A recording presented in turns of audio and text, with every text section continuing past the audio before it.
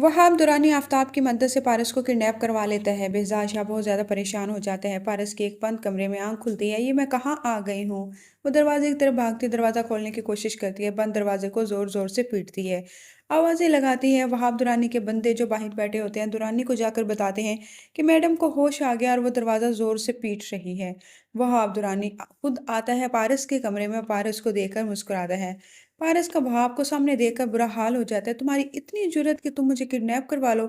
मैं तुम्हारा बुरा हाल कर दूंगी। वह अब्दुरानी उसकी बातें सुनकर मुस्कुराता है। तुम मेरी कैसे कहीं जाओगी तो ही मेरा कुछ बिगाड़ सकोगी।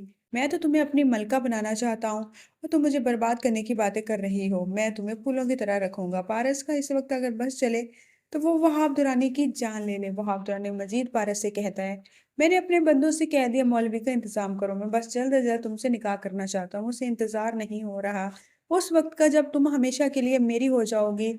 जिस पर पारस का गुस्से से बुरा हाल हो जाता है। ये तुम्हारी बहुत घटिया सोच है। मैं तुम्हारे मकसद में कभी भी कामयाब नहीं होने दूंगी।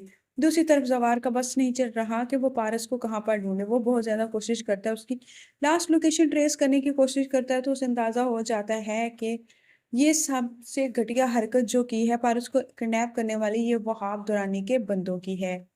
और उसे ये भी शक हो जाता है कहीं ना कहीं नदीम और आफताब भी इस सारी प्लानिंग में मुलविस हैं। इसलिए वो आफताब के पास जाता है।